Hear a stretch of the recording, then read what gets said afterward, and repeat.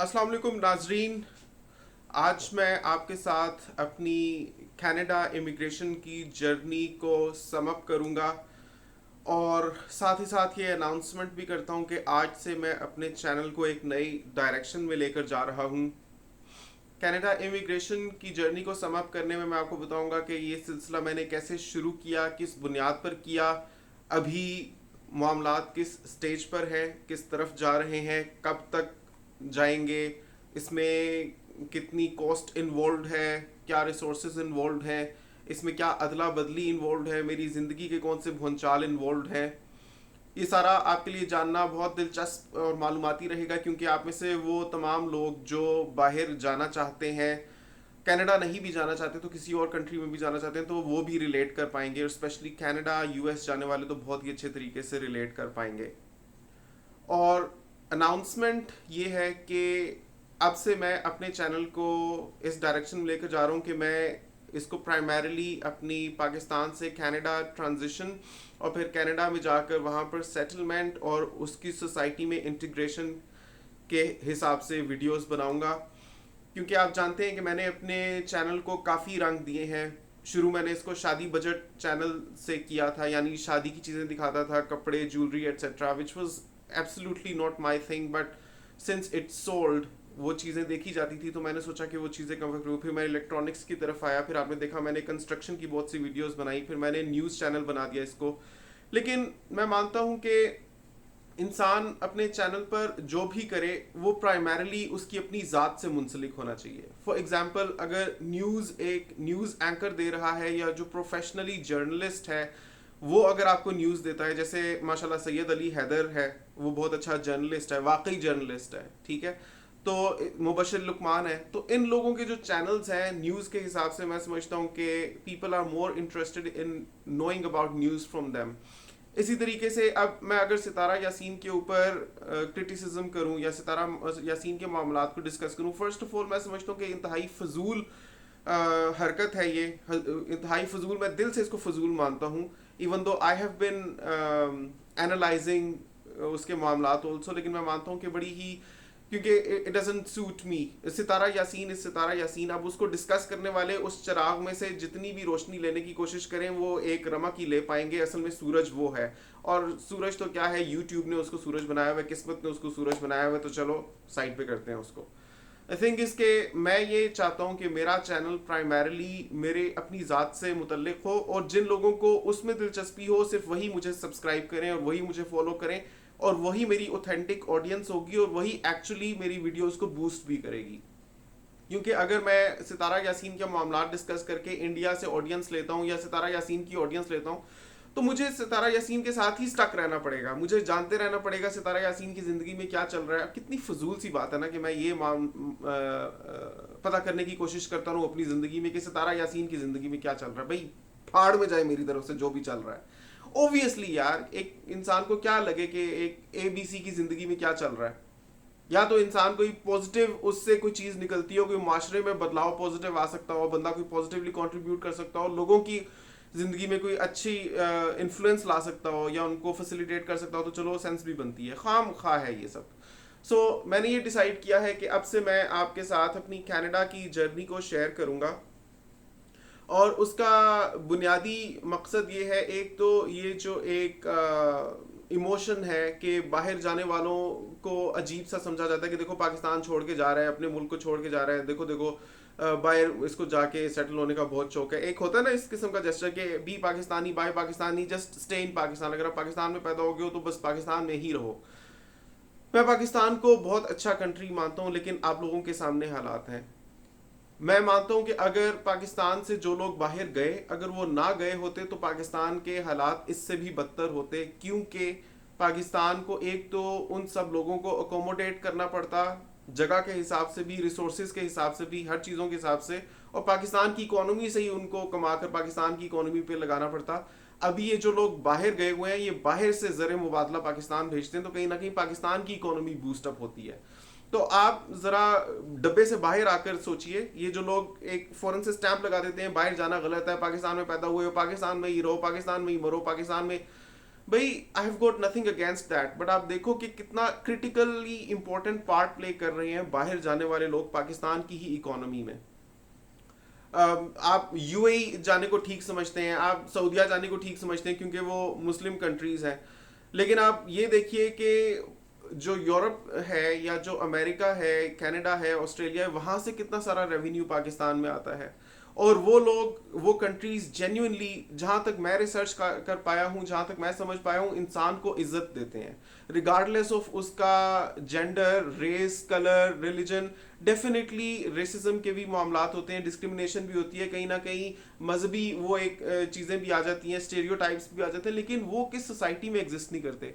अगर आप इवन पाकिस्तान की बात कर लें, Pakistan is predominantly a Muslim country, ठीक है। यहाँ पर अगर आकर एक बड़ी तादाद में किसी और मजहब के लोग बसने शुरू हो जाएं, आपके पड़ोस में, आपके साथ, आपके ऊपर, आपके दाएं बाएं, तो आप लोग भी तो डिफरेंट उनके बारे में फील करोगे ना, because they are different religiously, they are different people, ठीक है। अदरवाइज तो सेम है, लेकिन उनका रिलीजन डिफरेंट है, उनके क्या कहते हैं उसको, ईमान डिफरेंट है, उनके अकीदे डिफरेंट हैं, उनके कस्टम्स डिफरेंट है, ट्रेडिशंस डिफरेंट है। तो जिस तरह आप किसी कहीं ना कहीं इंटिमिडेट हो जाते हैं जब आपकी सराउंडिंग्स में ऐसे लोग आकर बस जाएं जिनके साथ आप रिलेट नहीं कर सकते, तो सेम इमोशन है जब when in such countries Muslims go and settle as minorities। तो अगर इक्का दुक्का लोग कोई इस किस्म की हरकतें कर भी देते हैं, न्यूज में आ भी जाती है, डजंट मीन कि पूरा कंट्री प्रिडोमिनेंटली या एक बड़ी तादाद में लोग रेसिस्ट हैं या डिस्क्रिमिनेशन करते हैं या मुसलमानों को अच्छा नहीं समझते। It's not like that. तो जिस तरह से क्राइम है, पाकिस्तान में भी क्राइम होता है, बाहर के मुल्कों में भी बहुत अच्छे निज़ाम है, लेकिन फिर भी क्राइम होता है। तो ये चीज़ें चलती रहती हैं। आप इनकी बुनियाद पर एक कंट्री को स्टैंप नहीं कर सकते कि ये इनटॉलरेंट है या मुसलमानों के बसने की जगह नहीं है। मैं समझता हूँ कि Canada in fact is one of the most tolerant and accommodating countries in this respect, कि आपके regardless of any kind of your affiliations आपको वो अकोमोडेट करता है। तो अब मैं आपको ये बताना चाहूँगा कि मेरी ये जर्नी कब से स्टार्ट हुई जनाब। This is first of a series of vlogs जो मैं करने वाला हूँ। और अगर आप मेरे चैनल को सब्सक्राइब करते हैं, जिसकी मैं आपसे गुजारिश करता हूँ कि प्लीज़ सब्सक्राइब कर लीजिए, तो यकीन कीजिए कि आपको ऐसी अच्छी इन्फॉर्मेशन मिलेगी कनाडा जाने के बारे में कि आप कहीं ना कहीं खुद आप देखिएगा, आप शुक्रगुजार होंगे और आपको अच्छा फील होगा डेफिनेटली। इंशाल्लाह आप अगर जाना चाहते हैं, नहीं भी जाना चाहते, तो at least I will give you N outlook, a perspective कि बाहर की दुनिया में क्या है यार। सिर्फ कुएं के डड्डू बन के रहने की ज़रूरत नहीं है, आपको निकलना चाहिए, आपको देखना चाहिए। मुमकिन है कि आपकी वजह से कितने और लोगों की ज़िंदगी में पॉजिटिव बदलाव हो। आप जाओगे, कितने लोग आपकी देखा देखी जा सकते हैं, आप उनको स्पॉन्सर कर सकते हो, कितने लोगों के ब्राइट फ्यूचर्स के लिए आप एक कॉर्नर स्टोन हो सकते हो, आप एक बिल्डिंग ब्लॉक हो सकते हो। तो खाली एक ये जो हमारी दकियानूसी सोच है कि हमें इस तरह हमें आउट ऑफ कंट्री मूव नहीं करना चाहिए, हमें पाकिस्तान में ही रहना चाहिए हमेशा, तो फिर आप देख लीजिए कि अगर जो लोग गए हैं वो ना गए होते तो पाकिस्तान कितने सारे ज़र मुबादला से, बाहर की रिमिटेंसेस से महरूम होता। और आप जानते हैं कि पाकिस्तान की इकोनॉमी किस चीज़ पर चल रही है। अभी आप देखिए कि कर्जा मिलता है हमारा, तो वरना रुपया डॉलर के मुकाबले में किधर जा रहा था। तो ये सारी चीज़ें हकायक आपके सामने हैं। Think out of the box, अपने विजन को एक्सपैंड करें, ब्रॉड करें, फ्लेक्सिबल रहें और अपने लिए अपॉर्चुनिटीज़ को एक्सप्लोर करें। तो उसी के लिए मैं चाहता हूँ कि अगर आप लोग जानना चाहते हैं बाहर कैसे इमिग्रेट करते हैं, तो उसके लिए आप मेरे चैनल को सब्सक्राइब कीजिए, क्योंकि अब से जब ये चैनल मैं अपनी ज़िंदगी के बारे में बना दूंगा, then I will be the main focus, और फिर लोग होंगे जिन्होंने मुझे एनालाइज करना होगा, because I think that puts me in a much privileged position then the position I am in right now, कि मैं ABC को लेकर डिस्कस कर रहा हूँ कि सितारा यासीन की जिंदगी में क्या चल रहा है, सलमा यासीन क्या कह रही है, या फलां या फलां या फलां। I am least interested in all that. Okay जी, आते हैं बात की तरफ। मेरा ये कनाडा जाने का जो सिलसिला है ये शुरू हुआ था जनाब, सबसे पहले तो 2014 में, 2014 से चला आ रहा है। जी हाँ, आप हैरान हो रहे होंगे कि 2014 में एक बंदे ने अप्लाई किया था और अब 2022 हो रहा है और अभी तक वो कनाडा नहीं गया। तो वो कह रहे कि मैंने 2014 से ये सिलसिला शुरू किया था। तो जी हाँ, मैंने 2014 से ये शुरू किया था, और क्योंकि मैं इंजीनियर हूँ और मेरा एक्सपीरियंस था, तो मैंने फेडरल स्किल्ड वर्कर्स प्रोग्राम के थ्रू अप्लाई किया था, पाकिस्तान से ही अप्लाई किया था। नेसेसरी डॉक्यूमेंट्स कंपाइल करके मैंने सबसे पहले, दिस इंक्लूड्स और involves evaluation of your degrees, वो लोग चेक करते हैं कि आपने पाकिस्तान से जो तालीम हासिल की है वो कनाडा में रिकग्नाइज की जाती है या कनाडा की तालीम के इक्विवेलेंट है या नहीं है। उसके लिए वर्ल्ड एजुकेशन सर्विसेज WES से मैंने अपनी डिग्रीज को इवेल्युएट करवाया था, बैचलर्स की डिग्री, मास्टर्स की डिग्री। उसकी इवेल्युएशन आई थी अभी तो क्योंकि 2014 का मामला है तो मैं भूल चुका हूँ कि कितना उसमें पैसा लगा था, बहरहाल बहुत भी ज़्यादा नहीं लगा था। अच्छा, तो फर्स्ट ऑफ ऑल आपको अपनी डिग्रीज को इवेल्युएट करवाना पड़ेगा। सेकेंडली आपको आईएलटीएस देना पड़ेगा, और जब आप इमिग्रेशन के लिए आईएलटीएस देते हो तो आपको आईएलटीएस जनरल देना पड़ता है। जिनको नहीं मालूम उनको मैं बता दूं, आईएलटीएस कहते हैं international English language testing system को, और ये अंग्रेजी का टेस्ट होता है कि आपको कितनी अंग्रेजी आती है। और बाहर जाना हो आपने किसी भी सिलसिले में तो आपको आईएलटीएस देना ही पड़ता है, आईएलटीएस या टॉफल आपको देना पड़ता है। स्पेशली यूरोप के लिए आपको आईएलटीएस देना पड़ता है। आप ब्रिटिश, यूके, एनीवेयर, आप इवन ऑस्ट्रेलिया में भी चलता है, समटाइम्स कनाडा एक्सेट्रा में भी, यूएस में भी चली जाता है। तो ये अंग्रेजी को चेक करने का होता है कि आप बोलने, लिखने, पढ़ने, सुनने में कैसे हो अंग्रेजी। और अगर आप पढ़ने के लिए बाहर जा रहे हो तो फिर आपको आईएलटीएस एकेडमिक देना पड़ता है, लेकिन अगर आप इमिग्रेट करके बाहर रहने के लिए या काम करने के लिए जा रहे हो तो फिर आपको आईएलटीएस जनरल देना पड़ता है। तो मैंने आईएलटीएस एकेडमिक भी दिया हुआ है क्योंकि पहले प्रोग्राम बन रहा था कि बाहर से मैं मास्टर्स करूंगा, लेकिन यही सोच कर मैंने बाहर से मास्टर्स नहीं किया था, क्योंकि मैं एक तरतीब के हिसाब से चल रहा था, एक प्लानिंग के हिसाब से चल रहा था। और मैंने ये सोचा था कि अगर मैं बीइंग पाकिस्तानी यूके, कनाडा, कहीं से भी अगर मैं मास्टर्स करता हूं तो मुझे बहुत ज़्यादा फीस चार्ज की जाएगी डेफिनेटली, क्योंकि वो लोग अगर बाहर के स्टूडेंट से बहुत ज़्यादा चार्ज करते हैं। लेकिन तभी से मैंने ये सोच रखा था, क्योंकि मैंने ग्रेजुएट किया था 2008 में, तो 2014 में मैंने ये चीज़ शुरू की। तो मैंने ये सोच लिया था कि चलो मैं परमानेंट रेजिडेंस लेता हूँ, परमानेंट रेजिडेंट बन के फिर मैं बाहर से इंशाल्लाह मास्टर्स करूंगा, तो मुझे उतनी ही फीस चार्ज करेंगे जितने वो अपने लोकल सिटीजन्स को करते हैं। बिकॉज आप अगर परमानेंट रेजिडेंट बन जाते हो किसी मुल्क के, स्पेशली कनाडा के, तो you have all the rights that the citizens of Canada enjoy except for the right to vote, और may be 2-3 other rights also, but may be primarily just एक आप वोट ही नहीं कर सकते, बाकी आप पूरे के पूरे कैनेडियन होते हो, यानी कैनेडियन सिटीजन ही होते हो आप एक परमानेंट रेजिडेंट की हैसियत से।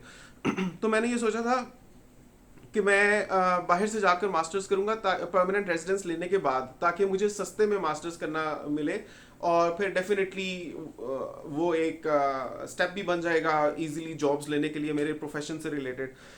तो इस हिसाब से मैंने 2014 में ये केस इनिशिएट किया था, और काफ़ी वक्त लग जाता है। समटाइम्स तो कुछ लोग इतने फॉर्चुनेट होते हैं कि उनका 6 मंथ्स के अंदर अंदर सारा कुछ हो जाता है, लेकिन उस वक्त 2014 में मैंने ये चीज़ शुरू किया था, बीच में उनके साथ कॉरेस्पॉन्डेंस चलती रही, 2015 पूरा गुजर गया, और 2016 में मेरा इंटरव्यू हुआ, और इंटरव्यू हुआ अबू धाबी में। मतलब कि मैं पाकिस्तान से अप्लाई कर रहा था, आप ये सोचिए खाली आपको इंटरव्यू अगर आपका बन जाता है तो you have to go to Abu Dhabi to give the interview.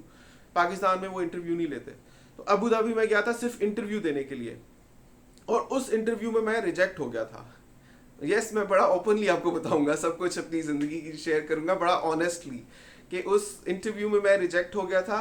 और उसकी आपको मोटा मोटा बता देता हूँ कि क्यों रिजेक्ट हुआ था। अगर आप डिटेल जानना चाहते हैं तो नीचे कमेंट कीजिए कि बिलाल भाई हमें उसकी कंप्लीट कहानी सुनाएं कि आप रिजेक्ट क्यों हुए थे इंटरव्यू में, तो फिर मैं आपको बताऊंगा कि इंटरव्यू में क्यों रिजेक्ट हुआ था। और मैं समझता हूँ वो जानना बहुत ज़रूरी है, ताकि जो लोग अप्लाई करते हैं अगर वो चीज़ समझ जाएंगे तो फिर इंशाल्लाह चांसेस ब्राइट हो जाएंगे कि उनकी एप्लीकेशन सक्सेसफुल रहेंगी।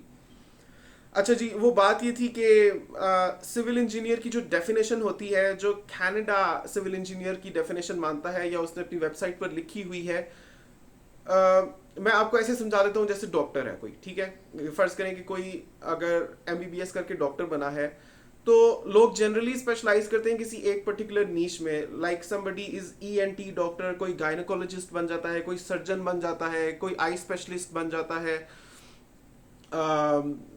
कोई चाइल्ड स्पेशलिस्ट बन जाता है, कोई स्किन केयर का डॉक्टर बन जाता है। ऐसे ही है ना, अपनी अपनी डिफाइंड लाइंस बन जाती हैं MBBS के बाद। लेकिन फर्ज कीजिए कि एक कंट्री है, उसने डॉक्टर को एक खास तौर पे डिफाइन किया हुआ है कि डॉक्टर इज समबडी, ये मैं आपको एग्जांपल दे रहा हूँ, डॉक्टर इज समबडी जो तालीम हासिल करता है डॉक्टरी की, और वो रोज़ाना पेशेंट्स के साथ डील करता है, वो सर्जरी करता है और वो दवाइयाँ लिखता है, ठीक है, फर्ज करें इस तरह की डेफिनेशन है। तो जब तक आपने जो एक्सपीरियंस अपना शो किया है उसमें आप वो सारी एलिमेंट्स को इन्वॉल्व नहीं करेंगे जिस हिसाब से उन्होंने डॉक्टर को डिफाइन किया हुआ है, तब तक वो आपको डॉक्टर नहीं मानेंगे। मतलब डॉक्टर तो मानेंगे लेकिन ये नहीं मानेंगे कि आप क्वालिफाई करते हो उनके कंट्री में एज अ डॉक्टर जाने के लिए, इवन दो आपने सारी तालीम हासिल की है, इवन दो आपका एक्सपीरियंस भी है, और मे भी आपको पता होता तो आप वो चीज़ें अपने एक्सपीरियंस लेटर में हाईलाइट करते जिस हिसाब से वो डेफिनेशन थी। तो यही चीज़ मेरे साथ हुई कि मैंने, क्योंकि सिविल इंजीनियर तो मैं हूँ, बैचलर्स करने के बाद मैंने primarily planning engineer and construction management में मेरा एक्सपीरियंस रहा है। डिज़ाइन की जॉब मैंने नहीं की, क्यों, तो उन्होंने उस हिसाब से डिफाइन किया होता है civil engineer is somebody who designs plans monitors and everything. तो एक वक्त में एक जॉब में आपको एक ही रोल मिलता है। स्पेशली 2008 के बाद मैंने पहले जब काम किया तो उसमें इतनी हर किस्म के काम मैं नहीं कर सकता था as an engineer. Defined roles ही थे मेरे, उन्हीं में मुझे ऑपरेट करना था।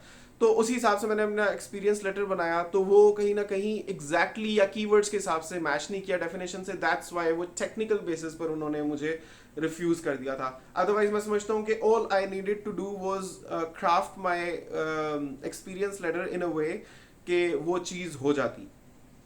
एनीवे, मूविंग अहेड, तो उस वक्त वो फिर मामला ख़त्म हो गया। तो फिर मैंने सोचा था कि अब ज़िंदगी में क्या करना है, तो फिर मैंने सोचा कि अब मैं दुबई जाता हूँ, दुबई जाकर मैं काम करता हूँ, क्योंकि आई रियलाइज्ड कि अब क्योंकि कनाडा तो मैं जा नहीं सकता, और फिर या ऑप्शन है पाकिस्तान में ही रहने की या फिर कहीं भी और दुनिया में निकलने की। तो क्योंकि बीइंग अ सिविल इंजीनियर काफ़ी सारा कंस्ट्रक्शन वर्क होता है मिडिल ईस्ट में, तो मैंने सोचा चलो दुबई जाते हैं। तो दुबई गया मैं विजिट वीज़ा में, लकीली मुझे जॉब वहाँ पर मिल गई थी, और वहाँ पर मैंने एज ए प्लानिंग इंजीनियर काम किया, एज ए कंस्ट्रक्शन मैनेजर काम किया। और फिर जाकर मुझे दोबारा से एक मोटिवेशन हुई कि मैं फिर से अप्लाई करता हूँ, क्योंकि इवन दो कि मैं अब लास्ट स्टेज पर जा रहा था, क्योंकि ये पॉइंट बेस्ड सिस्टम होता है, आपको पॉइंट्स पूरे करने होते हैं इमिग्रेट करने के लिए। अभी मुझे याद नहीं है कि आपको कितने पॉइंट्स चाहिए होते हैं, वो मैं आपको रिसर्च करके बता सकता हूँ। मेरा ख्याल है उस वक्त मुझे 410 पॉइंट्स चाहिए थे समहाउ। और ये जो पॉइंट्स होते हैं ये किस तरह से बनते हैं वो भी मैं आपको ब्रीफ कर देता हूँ। उसमें मैटर करता है कि आपकी एज कितनी है, आपकी क्वालिफिकेशन कितनी है, आपका एक्सपीरियंस कितना है, आपका आईएलटीएस का स्कोर क्या आया है। इसके अलावा चंद और फैक्टर्स होते हैं, आप शादीशुदा हो या नहीं हो, आपकी बीवी भी काम करती है कि नहीं करती। तो ये सारी चीज़ें पॉइंट्स एलोकेट करते हैं। स्पेशली आपने पहले कनाडा से कुछ तालीम हासिल की हुई है, आप कनाडा में पहले रहे हुए हो या नहीं, तो इन बेसिस पर आपके पॉइंट्स बनते हैं। और अगर हालात साजगार होते हैं और आप क्वालिफाई कर जाते हो, जो मिनिमम उनका सेट क्राइटेरिया होते हैं उससे ऊपर आपके पॉइंट्स बन रहे होते हैं, तो फिर आप अप्लाई कर सकते हो। तो एज इसमें बहुत ही क्रिटिकल रोल प्ले करती है। बैक इन 2014 तो मैं बड़ा ही सेफ जोन में था, लेकिन जैसे जैसे मैं आगे बढ़ता जा रहा था, यानी 2016 में मैं दुबई गया, तो 2018 में फिर मैंने जब अप्लाई किया तो मेरी एज भी अब वो रेड जोन में जाने वाली थी। तो मेरे लिए जो कहते हैं कि चांसेस बहुत मिनिमल होते जा रहे थे कि अगर मैं बिल्कुल भी अगर डिले करता तो फिर भी मैं क्वालिफाई कर सकता या मेरे पॉइंट्स रहते। तो मैंने देखा कि अब मेरे पास ज़्यादा वक्त नहीं है, तो ज़्यादा सोचना नहीं, मैंने फिर से अप्लाई कर दिया। दुबई में रहते हुए मैंने आईएलटीएस दिया एक बार फिर से, आईएलटीएस जनरल, और ख़ुद से तैयारी की, मैंने कहीं से भी तैयारी नहीं की। इसी वजह से मैं अक्सर लोगों को आईएलटीएस की क्लासेस भी देता हूँ कि अगर किसी ने सीखना हो तो मैं उनको आईएलटीएस सिखा सकता हूँ, बिकॉज मेरा स्कोर 9 में से हमेशा मिनिमम 7.5 अबव ही रहा है, 7.58 एट्सेट्रा मेरा आता रहा है, तो बहुत अच्छा स्कोर उसको माना जाता है। तो मेरा अबू धाबी में हुआ था आईएलटीएस का टेस्ट, वो मैंने किया। दुबई से मैंने करवाए थे अपने मेडिकल्स उस वक्त, और मीनवाइल मेरी फिर शादी हो गई, तो फिर वाइफ को भी मैंने अपनी एप्लीकेशन में इंक्लूड किया, वाइफ के भी मेडिकल्स करवाए, उसको भी अपनी एप्लीकेशन में डाला। और 2018 में ये सिलसिला शुरू हो गया, और एक्सप्रेस एंट्री थी, और मैं एंटिसिपेट कर रहा था कि विद इन इंशाल्लाह मैक्सिमम 5 to 6 मंथ्स हमारा ये केस हो जाएगा और हम इस काबिल हो जाएंगे हम कनाडा जा सकें। और आपको डेफिनेटली बैंक बैलेंस भी शो करना होता है। तो वो अब क्योंकि आप देख रहे हैं कि इतनी सारी डिटेल्स हैं जिनको एट लेंथ डिस्कस किया जा सकता है, जैसे खाली बैंक बैलेंस कितना शो करना होता है, मेडिकल्स कैसे करवाते हैं, पॉइंट्स बेस्ड सिस्टम क्या होता है, किस किस चीज़ के कितने कितने पॉइंट्स होते हैं, अप्लाई करते कैसे हैं, आपकी एजुकेशन कितनी होनी चाहिए, कौन कौन सी डिग्रीज हैं जो ईजिली अगर आपने ली हुई हो तो आप कनाडा जा सकते हैं। मैं समझता हूँ एक एक चीज़ के बारे में डिटेल्ड वीडियो बनाई जा सकती है, इसी वजह से मैं आपको कह रहा हूँ कि मेरे चैनल को सब्सक्राइब कर लें, क्योंकि आगे आकर मैं आपको ये सारी चीज़ें डिटेल से बताने वाला हूँ, ताकि अगर आप में से कोई भी बंदा जाना चाहता है तो वो जा सके, नॉलेज ले सके। और फिर डेफिनेटली वो तो एक बहुत बड़ा ट्रांजिशन होगा ही कि जिस दिन मैं इंशाल्लाह पाकिस्तान से कनाडा मूव करूंगा, फिर उधर जाके मैं व्लॉग बनाऊंगा, आपको दिखाऊंगा कि मैं कैसे वहाँ पर घर ढूंढ रहा हूँ, कैसे मैं गाड़ी ले रहा हूँ, कैसे मैं जॉब ढूंढ रहा हूँ, कहाँ हम रहे, क्या हम अपार्टमेंट में रहे, क्या हम कॉन्डो में रहे, या हम बेसमेंट में रहे, या हम डिटैच्ड हाउस में रहे, क्या चीज़ है, क्या कॉस्ट ऑफ लिविंग है। ये मैं समझता हूँ मेरी ज़िंदगी से जुड़ा हुआ एक बहुत ही ज़्यादा इंफॉर्मेटिव और दिलचस्प एक चीज़ है जिसमें मैं पढ़ जाने वाला हूँ इस वीडियो के बाद से इंशाल्लाह अपने चैनल के थ्रू। तो इस जस्ट मैं आपको कह रहा हूँ कि आप लोग सब्सक्राइब कर लें, और आपको बता रहा हूँ ताकि यू नो कि if you subscribe what are you gonna get out of my channel इंशाल्लाह आगे आगे। तो क्या बात मैं कर रहा था, मैं बात कर रहा था जनाब के, हाँ 2018 में क्या हो रहा था। तो मैं सोच रहा था कि विद इन 5 to 6 मंथ्स इंशाल्लाह हम लोग वैसे ही कनाडा चले जाएंगे।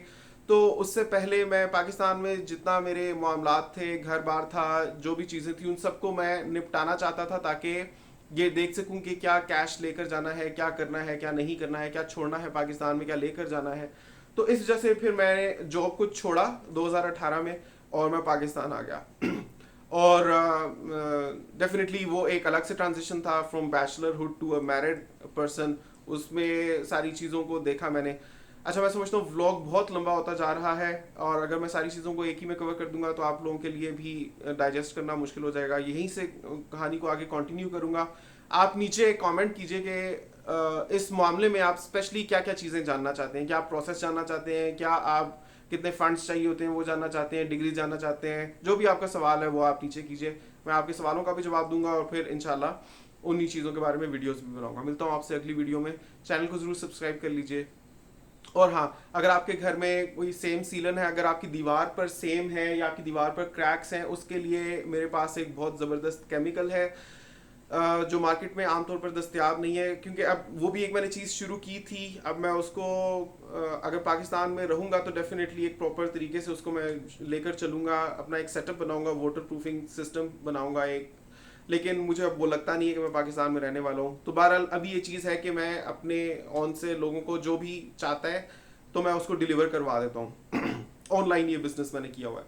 तो अगर आप लोगों की दीवार पर सेम है, या क्रैक्स हैं, या छत से पानी नीचे आ रहा है, तो उसके लिए मेरे पास बहुत ज़बरदस्त केमिकल्स हैं। अगर आप वो लेना चाहते हैं तो डिस्क्रिप्शन में दिए हुए नंबर पर मुझे कांटेक्ट करें, या यहाँ पर भी आपको मैं बोल देता हूँ, नोट कीजिए 0345967498।